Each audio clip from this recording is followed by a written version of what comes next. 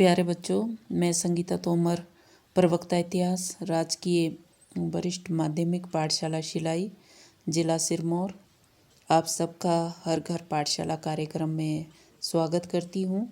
आज का जो ये वीडियो है ये अध्याय 6 से लिया हुआ है और ये हमारा जो हम 3 वर्ग नामक जो पाठ पढ़ रहे हैं उसका ये छठा भाग है।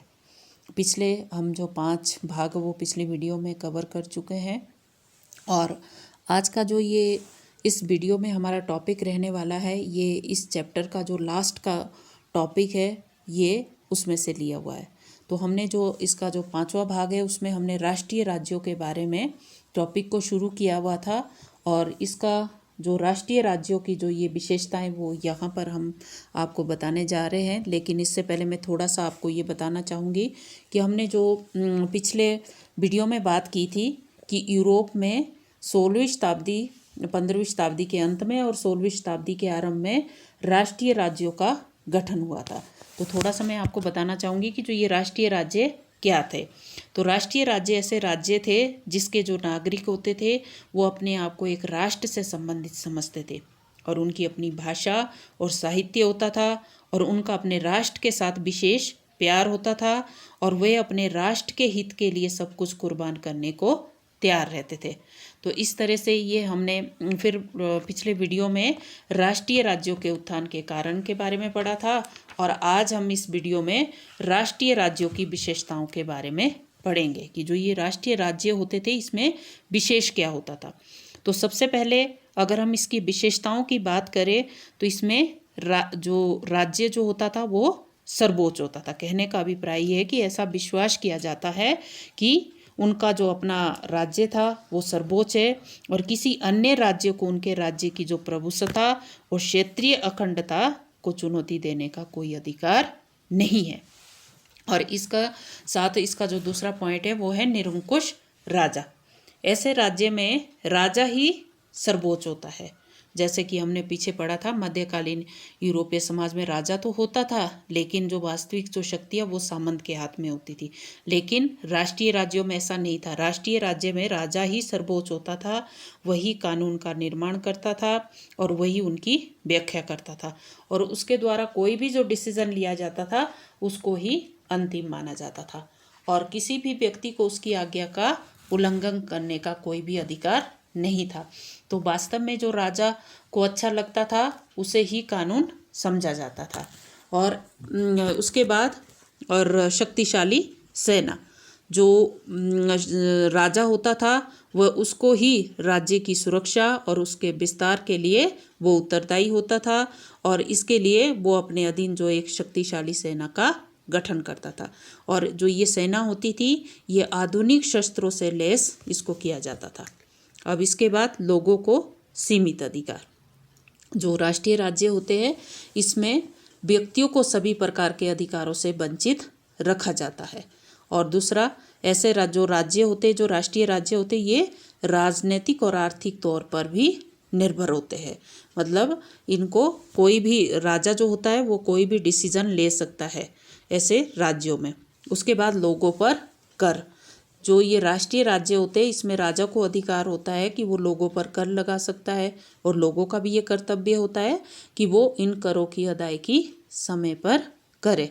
और इसके बाद विदेशों में उपनिवेश। मतलब कि जो ये राष्ट्रीय जो राज्य होते हैं ये सदैव विदेशों में अपने उपनिवेश स्थापित करने के लिए भी प्रयास करते हैं। तो ये तो हमारे राष्ट्रीय राज्यों की विशेषताओं के बारे में हमने बात की, लेकिन थोड़ा सा हमें ये भी मालूम होना चाहिए, वैसे तो हमने पिछले वीडियो में भी बात की थी कि उस समय के जो प्रमुख वो राष्ट्रीय राज्य कौन कौन से थे। इंग्लैंड, फ्रांस, स्पेन, पुर्तगाल ये राष्ट्रीय राज्य थे जिन्होंने कि यूरोप के इतिहास में एक महत्वपूर्ण भूमिका निभाई। अब इसके बाद बात करते हैं कि राष्ट्रीय राज्यों की सफलताएं। जो ये राष्ट्रीय राज्यों की जो यूरोप में स्थापना हुई उन्होंने क्या क्या सफलताएं प्राप्त की। तो सबसे पहले तो सामंतों की शक्ति का दमन। जैसा कि हम शुरू से लेकर पढ़ते आ रहे हैं कि यूरोप के जो समाज में वो सामंतों का बहुत बोलबाला था और जो सामंत होते थे एक तरह से वास्तविक जो शक्ति वो उन्हीं के हाथ में होती थी। राजा तो उनके हाथ में एक कठपुतली की तरह कार्य करता था। तो जो ये राष्ट्रीय राज्यों का जब उदय हुआ तो उसने इन सामंतों का दमन किया और लोगों को उनके अत्याचारों से मुक्त किया। दूसरा, अराजकता को दूर किया। जो राज्य में जो अराजकता फैली हुई थी, इन्होंने उसको दूर किया और वहाँ पर शांति की स्थापना की। और इसके साथ साथ लोगों में राष्ट्रीयता जो भावना है उसका विकास किया, और जिसके कि यूरोप के भावी इतिहास पर दूरगामी प्रभाव पड़े। इसके साथ साथ अर्थव्यवस्था को सुदृढ़ बनाया। उन्होंने अपने राज्य की अर्थव्यवस्था को सुदृढ़ बनाने के उद्देश्य से बहुत सारे कार्य किए और देश की जो कृषि और उद्योगों को भी प्रोत्साहित किया। और इस तरह से जो हमारा लास्ट का जो यहाँ पर राष्ट्रीय राज्यों की सफलताओं का जो महत्वपूर्ण रोल रहा वो रहा भाषा और साहित्य का विकास। कि जो ये राष्ट्रीय राज्य थे, इन्होंने जो उस समय की जो भाषा और साहित्य उसके विकास में भी महत्वपूर्ण योगदान दिया। लेकिन हमारा जो लास्ट का इसमें जो आज का टॉपिक है इस चैप्टर का, वो है राष्ट्रीय राज्यों के पतन के क्या कारण थे। कि जो ये राष्ट्रीय राज्य थे इनका पतन किन कारणों से हुआ, जबकि यूरोपीय इतिहास में इनका भी एक महत्वपूर्ण स्थान था। तो सबसे पहले तो राजाओं के आपसी झगड़े। तो शुरू में तो जो ये शासक जो थे, इन राज्यों के राष्ट्रीय राज्यों के जो शासक थे, उन्होंने जो सामंत का जब दमन किया तो आंतरिक शांति की स्थापना की और इससे उनको लोगों का भी पूर्ण सहयोग मिला। लेकिन बाद में ये शासक अपने राज्यों के विस्तार के लिए दूसरे राज्यों के साथ लंबे युद्धों में उलझ गए। तो जिसके कारण दोबारा से अराजकता फैली, तो लोग ऐसे राज्यों का अंत चाहने लगे, क्योंकि जब आपस में ही राजाओं की लड़ाइयाँ होती रही तो इससे जो आम जनता थी वो परेशान हुई और उन्होंने इन राष्ट्रीय राज्यों का अंत करने का निर्णय किया। इसके बाद है अयोग्य शासक। कि राष्ट्रीय राज्यों की स्थापना के समय वहाँ के शासकों ने अनेक लोकप्रिय कार्य किए शुरू में, जिससे कि लोग बहुत प्रसन्न हुए और उन्हें लंबे समय के पश्चात जो सामंतों के अत्याचारों से छुटकारा मिला हुआ था। लेकिन जैसे ही जो राष्ट्रीय राज्य के जो शासक थे उनको सत्ता मिली तो उन्होंने अपना जो कर्तव्य था उसको वो भूल गए और उन्होंने लोगों पर अनुचित कर लगाना शुरू कर दिया और जिससे कि लोग उनके विरुद्ध हो गए। अब इसके बाद है विलासप्रिय शासक। राष्ट्रीय राज्यों के जो अनेक शासक थे, जैसे ही उनको सत्ता मिली और धन उनके हाथ में आया, वो विलासप्रिय हो गए और अपना ज़्यादातर समय सूरा और सुंदरी के संग व्यतीत करना शुरू कर दिया उन्होंने। तो ऐसे राज्यों का अंत निश्चित था। फिर उसके बाद अमेरिका और फ्रांसीसी क्रांति का प्रभाव। कि 1776 में अमेरिका में क्रांति हुई और 1789 में फ्रांस में क्रांति हुई। तो ये जो क्रांतियाँ हुई इसका भी इन राष्ट्रीय राज्यों के पतन के लिए बहुत बड़ा अहम रोल रहा। कि जो ये क्रांतियाँ हुई इसका लोगों के जो विचारों पर, लोगों के दिमाग के ऊपर इसका असर इस तरह से बैठ गया, क्योंकि राष्ट्रीय राज्यों के जो शासक थे वो अब निरंकुश बन चुके थे। तो ये तो था हमारा अध्याय 6 का जो पूरा, उसमें जो हमारे पास सिलेबस था वो ये अध्याय 6 अब हमारा पूरा हो चुका है। तो मैं थोड़ा सा आपको इसके बारे में दोबारा से थोड़ा सा दिखाना चाहूँगी कि हमने इस अध्याय में क्या क्या पढ़ा है।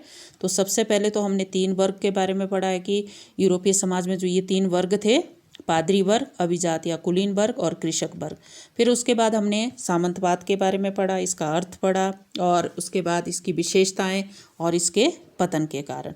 फिर उसके बाद हमने इसी अध्याय में बात की थी चर्च और समाज के बारे में, कि उस समय यूरोपीय समाज में जो चर्च था उसका बहुत बड़ा बोलबाला था। वो एक तरह से सर्वोच्च संस्था के रूप में वहाँ पर कार्य करती थी।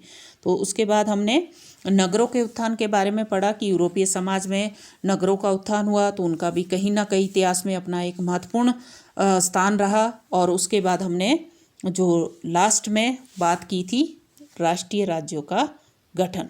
तो मैं आप सबसे यही उम्मीद रखूँगी कि आप सब के जो ये मैंने आपको अध्याय 6 करवाया हुआ है कि आप सबको ये अच्छी तरह से समझ आ गया होगा।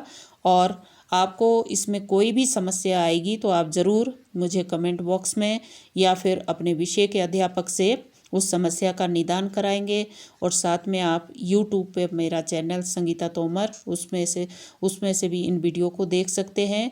और साथ में हर वीडियो के साथ आपको एक कार्यपत्रक भी दिया जाएगा, जिसमें कि कुछ क्वेश्चन रहेंगे और उन क्वेश्चन को आप अपनी नोटबुक पर ज़रूर लिखें। और उनके जो नोट्स है वो ज़्यादातर आप विस्तार पूर्वक लिखने की कोशिश करें, कोई भी अगर आपका क्वेश्चन है, क्योंकि उससे आपको सुविधा मिलेगी। चाहे क्वेश्चन आपका 2 नंबर का आ रहा, चाहे आपका 3 का आ रहा, चाहे 4 नंबर का आ रहा, तो इस तरह से आप अपनी नोटबुक पर उसको लिखेंगे। तो इसी के साथ जय हिंद, जय भारत।